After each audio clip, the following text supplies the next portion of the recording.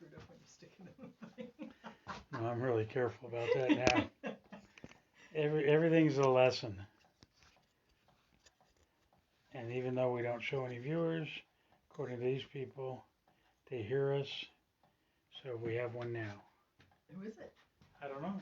It doesn't tell you. Hi, whoever you are. And now we're ramping up quickly. Carrie Good. Dreyer. Hey, Carrie, Hi. how you doing? Liz Ray. Hi, Liz. Everybody coming to Stitch and Bitch on Wednesday? Bernice. Elaine, hey, Bernice, how Bill. are ya? Who else is there? Liz says hi. She hears us. Good. Is the sound okay? We still have a couple more minutes. Carrie says she's doing well, thank you. Good.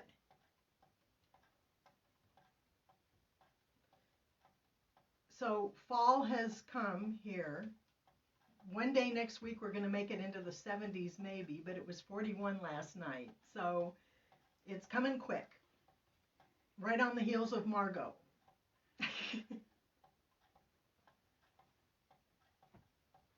So Margot's here. Hey Margot, how you doing? What's the weather like there? It's getting cold here. It's scrolling too fast. Oh. Susan Adler.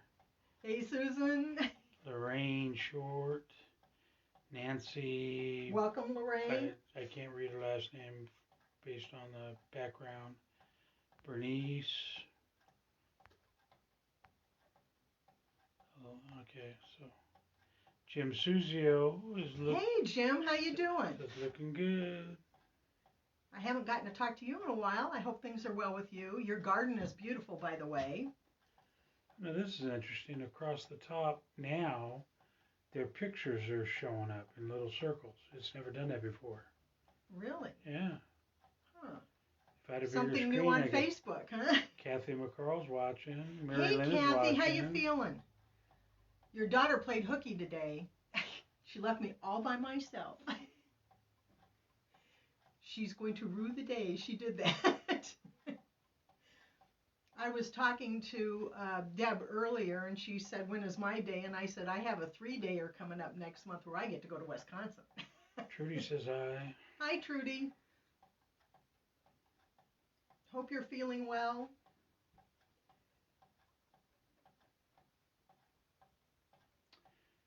We're You good ready to to go? start? Yeah. Okay. So, hi. This is the demo day for the Steph and G show, and I'll be playing both the parts of Stephanie and G since she deserted me. It's okay. She's probably watching. Love you, Steph. So, they went out for a little day to themselves. Who could blame them? And so we're going to... Okay, you can blame. They shouldn't have gone. They shouldn't leave. That's just wrong. Okay, so what I'm going to be demoing today or talking about is we're going to be talking about threads with metallic in them. We showed you the Wonderfill thread that we have on sale this week. It's normally $10.60 and we have it for $8 a spool. And it's these beautiful jewel colored tones with metallic. So it's a rayon thread, so you're not going to get a whole lot of stretch out of the rayon, which is nice. And then there's a metallic thread running through it. So the rayon is going to control the metallic for you in this particular case. Metallic thread stretches a lot. And so when it's down in your project, it can pucker your project because when it goes back to its original shape, it'll take your stabilizer with it. So this is the the thread that we're using for this project. Okay, we're doing a standalone, we're doing this on water-soluble stabilizer, Ultra Solvi by Sulky, okay? The reason I choose Ultra Solvi, it is the thickest water-soluble stabilizer on the market, so it can withstand a lot of stitches. So we're going to be putting thousands and thousands and thousands of stitches into this project, and we do not want the stabilizer to punch out before we're done. Now, even if it is the thickest, sometimes it does punch out. So I have a solution for that. I keep a little extra, and when I have a problem, I patch. So you can see right here, I have a little square patch because my stabilizer started to punch out here. So I just slap another piece of water soluble on there, and it's not going to make any difference in the end product. So we have ways to control this stuff. Okay, so I'm going to hold this up a little bit because it's rather large. And what this is a vest with no seams in it whatsoever. It's just a single piece. You would do this with a single piece of cloth if you were doing it, and you would be cutting it on the bias because we want this jacket to have movement, or this vest. So when we're done, since I am sewing this, I am creating my own bias. It's going to have a nice ripple effect down the front of the vest, and it's going to be fairly long over the hips, okay? This pattern was designed by Nick Coleman. Nick Corman, yes, Coleman. My brain just went. Nick is Dragonfly Dye Works, and him and Chase usually have booths at shows where they show hand-dyed fabrics. They do have ready-made women's wear, some gorgeous, gorgeous clothes. And they do have all the Kona colors they carry with them. So, of the fabric. So their booth is pretty exciting to go see because they've won some awards in their quilting and things, and they've got those hanging up in the booth. So anyway, Nick designed this, and we're doing it on the bias, and then when we're done, we're going to put beads along the edge so it'll weight it a little bit, and it's going to be really beautiful. It is. So anyway, the way you do this is you get a 45-degree angle off of whatever pattern you're using. If you're not using his pattern, get one that has no seams in it, so that, or figure the seams out and do it all in one piece. Then we're going to get a 45-degree on it, and as you can see, it's up at the neckline. They're diamonds. So that's the way it is all the way through. Are we getting a close-up on this? We can. Okay, so up here at the neckline, let me get it straight. You can tell that it's 45 degrees because they're diamonds, okay? They're not squares. So I'm going to come back down here to the bed of my machine, and I am going to be sewing. Right now I'm building the foundation for the vest, okay? So we're going to do this vest like we do that shawl, where it's all, we're going to do it all in thread and then wash it out. But when I'm done with my cross hatching, which is the foundation of it, it's going to hold everything together. Then I'm going to go back and I can free motion quilt. I can do designs, I can do pebbles, I can do whatever I want. But when I'm done, I'm going to have a very unique garment. And you could do leaves, just as long as you attach either to the grid or another stitch, it'll stay in, okay? So we're going to go ahead and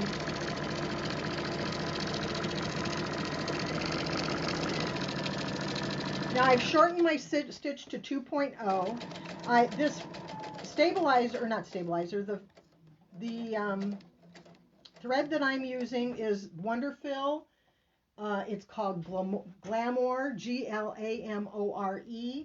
And in the bobbin, I am using a Wonderfill 30 weight. Can they see that? That's variegated, so it'll blend really nicely with the color that I have on top. But there's no reason to use metallic in the bobbin unless you're making it reversible, okay? And I'm not, so this is the what I'm using. So I'm using 30 weight on the bottom, a 12 weight on the top, and I'm doing my grid. Now let's see if I can get here, and I'm going to go back now. Let's see. And I'm going to stitch. Let's turn it. This is the fun part. It's like working with a quilt. We're going to, do we have any questions or anything while we're here? No, everybody just say hi. Hi. Okay, if you have any questions, let me know. This is a class that we will probably be teaching at some point in time. Let's see, that should do it. And now we're going to go back down.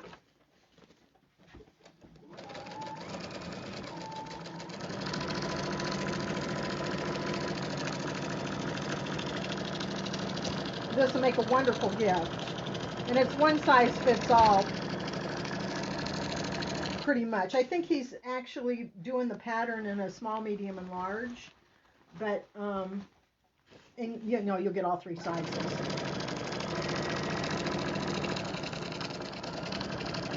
And they are going to be on the show as a guest in a few months. So he'll get a chance to tell you all about it. Here, see, I have another patch right there where water got on it. But it doesn't matter because we can always patch it.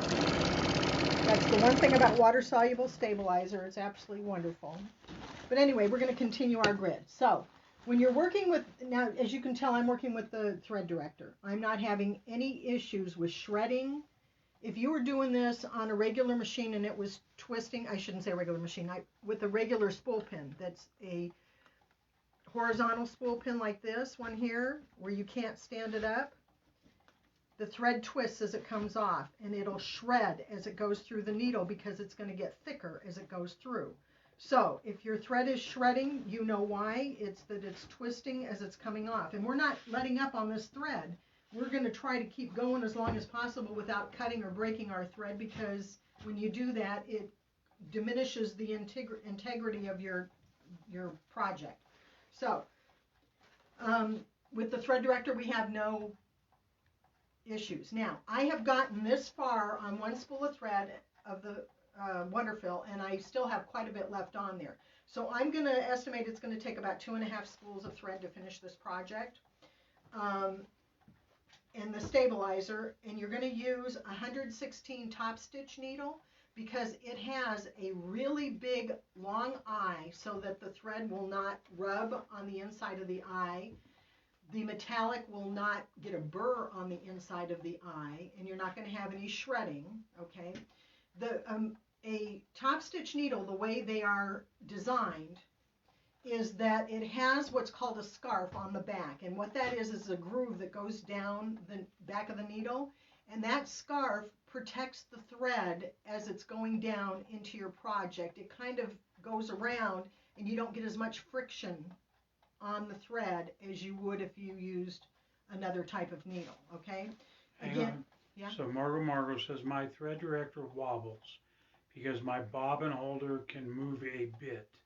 Does yours, G? I have a Baby Lock Symphony. Okay, on the Symphony, mine doesn't, it'll do that, but if your Symphony, does your Symphony have a little bar that comes over when you're winding your bobbin instead of the little lever? Because I would think it'd be the same winding mechanism as I have on my machine, and let's see, I don't think mine, yeah, mine is not moving. So you're saying that your bobbin winder actually moves. Is there any place that you can rest this screw against this little lever that pushes in? Okay, so see my screw, I can do this, hold on, and then let's adjust this one this way. That's why it's nice that you can adjust it.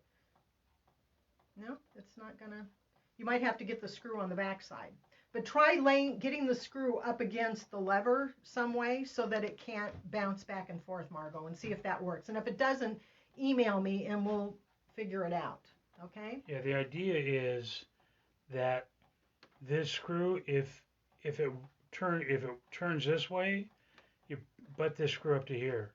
If it turns the other direction, you butt it up against you this rotate the base and butt that side. Here, let you show you. There you go. So you'd butt it this way, screw it back in. Am I screwing it back in? You're No, turning I'm it the wrong turning. direction. I don't know my lefty-loosey from my righty-tighty. Okay, then I take this piece, bring it like this. So that's why these two pieces are separate, by the way, so that you can adjust your base and then put your thread director in the base. Correct. Does that answer the question, Margot? She says, got that. Good. Thanks so much. Okay, we'll make a video if we have to. So, oh, we're making And one right then now. Susan says, I don't think I can use a thread director on my Viking Lily. Okay, on your Viking Lily, this spool holder right here comes all the way up. And you may have another one back here that flips up. And it can go on either one of those. It cannot go on your bobbin winder, okay? The other thing that you can do is if you have a separate thread stand and you put the thread director on the small pin and you take your thread up to the thread guide and then come over and thread your machine, you can use it that way also. It does not have to be on the machine. The only time it has to be on the machine is if it's a long arm and you are moving the long arm, you have to move the thread director with it. That's all there is to it. We don't have any thread stands laying around? We have one over there, but I have a bunch of stuff on it, and I don't know where the see all the thread. Yeah, no, but it's not complete.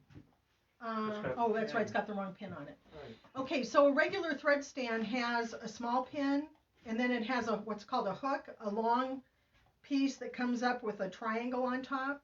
You're going to put your thread director on the small pin, let the thread ride up the back of the spool and bring it up to the hook, and then bring it. Now, don't put your thread stand right next to your machine. Put it towards the back corner here, and the reason why is we don't want any thread to get pulled into the flywheel, because it'll impact the whole head of your machine. And it used to cost $85 to get out. Now I understand it's $110 to get out. So you don't want that to happen. Yeah, Dave is still looking for a thread stand. I'm blind. And he's blind. Here we go. So we're going to put it on. There. We're going to put it on a thread. Actually, I'm going to take a separate one. And put it. You okay? Yeah. Oh, wait. Dave. Tripping over the camera. Dave is having some issues. You guys got to get a new cameraman. That's all there is to it. So here's a single thread director. Susan, do you have a single or a double thread director? Does she say? Has anybody said anything? Susan says no. My thread comes out the front. No pins on top. Okay, so, but what thread director do you have? A single or a double? She said she can't use one. Okay, here's a single on here, and what I'm going to do is I'm going to put it right on the pin right here. Wait, I'm going to turn it this way so I don't get my thread anywhere near. Okay, so I'm going to take my pin off, and I'm going to get a spool of thread someplace. Let's get one that's open. Oh, okay, we'll use metallic thread. Okay, so I'm going to put my metallic thread right on here. I'm going to bring it like this, straight up to the hook. I'm going to take the hook and I'm bringing it over this way. Now you can see there's no twist in that thread as it comes off. It's completely flat. So we're achieving what we want to achieve, no twist, okay? And so you can see that it's coming off the side. Yeah, it's coming off the side down here. It's flat going into your machine. You're going to get more shine. You're not going to get any kinks. You're not going to get any breaks. Pull it a little bit more. See, there you go. See, it rolls right off. And you get every inch of thread, too. You don't have any of that curly stuff at the end that you can't use. So, you can use the single or the double on here. It doesn't matter. Just as long as you're getting the thread coming off the side and nowhere near your flywheel. So it will work with any machine. You just have to figure out the idiosyncrasies. And do we have any other questions? Not yet. Okay. Well, I guess that's the end of our demo. We do have the thread directors. I don't know if they're on the website right now or not. The obviously the thread is on there. We do have the stabilizer for this project, but since the pattern isn't done yet, it will be done in about another month or so if I can get Nick motivated. But we will have a finished product by the time we do a class on this. So if you're interested in a class, let me know. It is a lot of fun. It is going to be beautiful. And we are also going to do the scarf class, which will be the first one because it's going to be easier. So thank you for joining me, and we will see you, when are we going to see it? Tomorrow.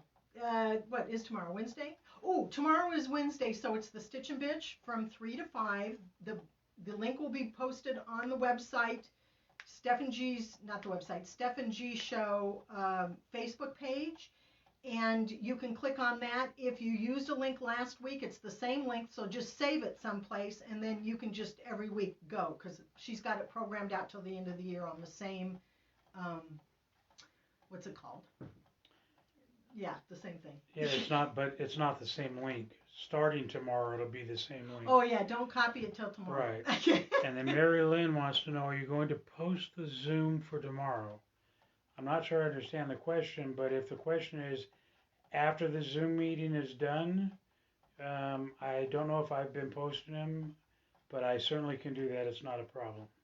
Yeah, so Yeah, the Stitch and Bitch. Is that what we're talking about? Yeah. Oh, okay. Yeah. Yeah, he can post them. I don't know I that don't know. there's anything worth watching Yeah, in there. It's I just a bunch of women talking, you know. I've been well. I guess if somebody misses it and they want to catch up on it. And also, people do ask questions. Oh no, she was asking about the link. So yeah, tomorrow the link will be on the Facebook page. And then that link will be good for the rest of the year. So you can just copy it and put it in your own notes or whatever. We get confused easy, and we're really sorry, but you get to be of a certain age, and everything just goes. But anyway, thank you for joining us. If we have no other questions. It doesn't look like it. Well, I miss Steph. I'm sure you did too. But we will see you tomorrow at Stitch and Bitch. And Thursday, she's going to be doing the template demo for the, I know I can do this. What is it? It's the candy corn, the bat, and the ghost. And she'll also do the cat. So you can see how it came out really, really cute, Elaine, if you're there. Let's see, this next week, it's Talk Like a Pirate Day on Saturday and Bring Your Pet to Work. So Dixie's coming with us. That ought to be really fun. And then Sunday is the part 2 of the applique class. So if you want to participate in that, we are going to be doing In the Hoop applique. And we're going to have some interesting things going on with that. So join us, and we will see you tomorrow. Thanks. Bye-bye. And Julie Loma wants to know, are you going to do a class on that cool scarf? Yes, I'm going to be, well, the scarf/shawl, I'm going to be doing that. Oh, and thank you for saying something, Julie. Julie is going to be joining us this week, this Saturday, and she's going to be demoing her Angle Play templates, and she has a series of books that go with it. If you want to check out more, you can go on her Facebook page to Angle Play and see what it's all about. And she's from Off the Wall Quilt, and you can go to her website. And she has a brand new cutting mat in the shape of a turntable that apparently does some really tricky stuff. So hopefully she'll show you that. Oh, cool. Oh, that's exciting. Okay, so thank you very much for joining us. Thank you, Julie, for joining in. I appreciate the jog of the memory there. And we'll talk to you guys soon. Bye.